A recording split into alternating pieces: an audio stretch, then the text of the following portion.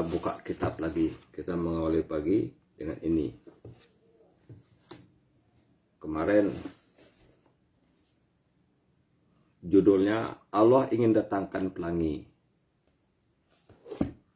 Sekarang kita masuk ke bab kedua. Cara Allah menyayangi hambanya. Saya bukan Buya, tapi saya membaca.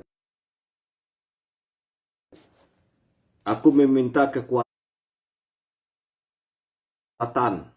dan Allah memberi aku kesulitan untuk menjadikanku kuat. Aku meminta kemampuan dan Allah memberi aku masalah.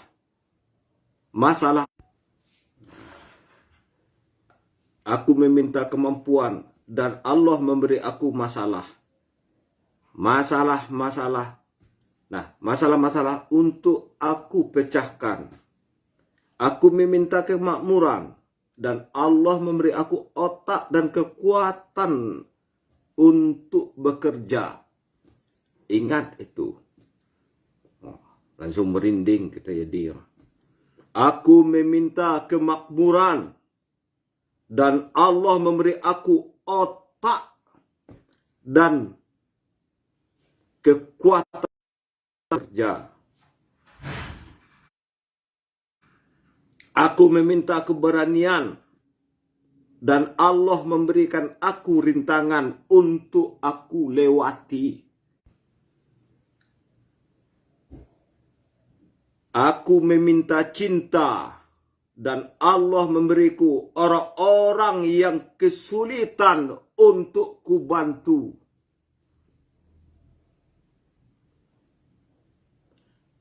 Aku meminta cinta dan Allah memberiku orang-orang untuk kubantu. Aku minta pertolongan dan Allah memberikan aku kesempatan. Aku tidak menerima yang aku inginkan, tapi aku mendapatkan apa yang aku butuhkan.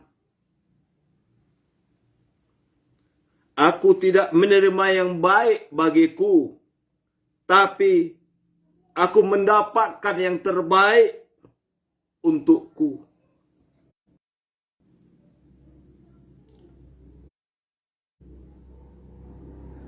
Kadang manusia tidak memahami bentuk kasih sayang Allah kepada manusia, kepada kita. Dibukanya pintu rezeki dan kesenangan dari Allah dianggap pemuliaan dirinya. Banyak kita mendapat kekuasaan, harta yang melimpah, agar orang menyanjung kita. Itu hanya untuk pemuliaan diri kita sendiri, bukan untuk kemuliaan Allah. Kemuliaan Allah itu mendatangkan orang-orang yang berada dalam kesulitan-kesulitan untuk kita bantu. Itu hikmah hidup. Sebaliknya, pembatasan rezeki dan ujian dari Allah dianggap penghinaan dirinya dan kebencian dari Allah. Kasih sayang dari Allah menyertai seluruh makhluk sesuai dengan kehendaknya. Dalam surah Al-Fajr, ini artinya bahasa Al-Quran kita kurang lurus, tapi kita berusaha mencoba. Itu yang terpenting, semangat. Adapun manusia, apabila Rabb-nya mengujinya, lalu dia dimuliakannya dan diberinya kesenangan, maka dia akan berkata, Rabb-ku telah memuliakanku. Adapun bila Rabb-nya mengujinya, lalu membatasi rezeki, dia berkata, Tuhanku menghinakanku. Orang yang memahami dunia adalah arena ujian. Niscaya mereka menyikapi kebaikan dan keburukan. Orang yang memahami dunia adalah arena ujian. Niscaya mereka menyikapi kebaikan dan keburukan adalah ujian Allah. Mereka tidak menganggap kebaikan dari Allah sebagai pemuliaan. Ingat itu. Mereka tidak menganggap kebaikan-kebaikan dari Allah sebagai pemuliaan diri. Mereka tidak menganggap ujian dari Allah sebagai penghinaan. Mereka memahami apa yang dibutuhkan di dunia sebagai kebaikan-kebaikan. Dan memahami apa yang dibutuhkannya di dunia sebagai keburukan. Bagaimanakah cara Allah mencintai dan menyayangi hambanya? Jika Allah mencintai seorang hamba, Allah SWT ilhamkan kepadanya ketaatan. Allah biasakan ia dengan qanaah, menerima apa adanya. Allah karuniakan untuknya pemahaman agama. Allah karuniakan untuknya pemahaman agama. Allah menguatkannya dengan keyakinan. Allah mengilhamkan kepadanya ketaatan dan berinya petunjuk demi petunjuk. Sebaliknya, jika Allah membenci seorang hamba,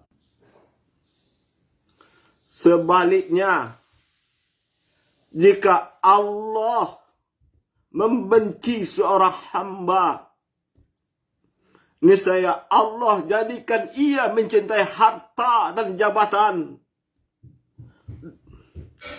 Dan Allah mudahkan dia untuk memperolehnya. Jabatan, piti. Akan nyo jabatan. Agih piti. Mau proyek, agih piti. Jadi, Allah ilhamkan kepadanya dunia. Allah serahkan dia pada hawa nafsunya.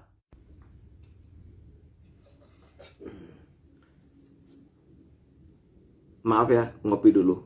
Bismillahirrahmanirrahim. Jadi, itu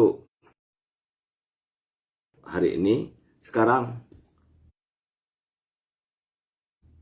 bagaimana kita menyikapi hal-hal ini? Berarti Allah itu, jika Allah benci kepada kita, maka Allah serahkan.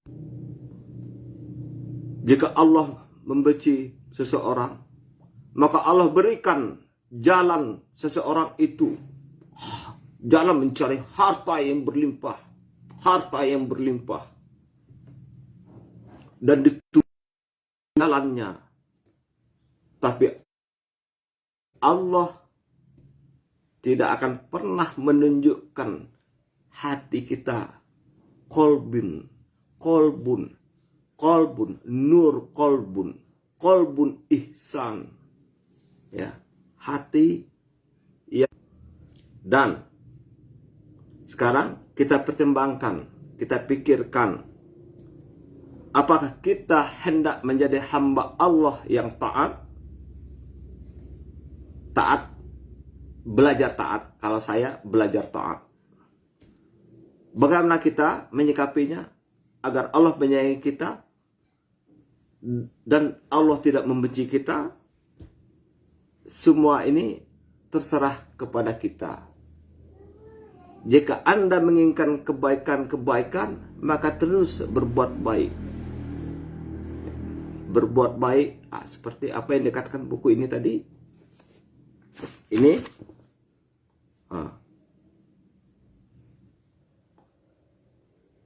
Allah datangkan kita, orang-orang yang penuh kesulitan untuk datang kepada kita.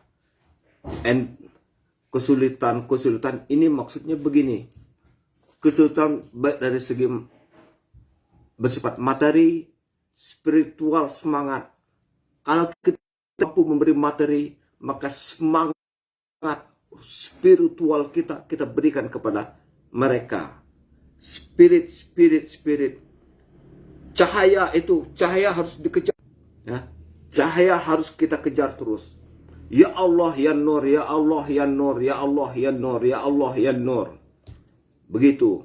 Jadi ya Allah ya Nur, ya Allah ya Nur, ya Allah ya Nur, ya Allah ya Nur. Ya. Jangan minta rezeki saja hanya ya Allah ya Wahhab, ya Allah ya Wahhab, ya Allah ya Wahhab. Jadi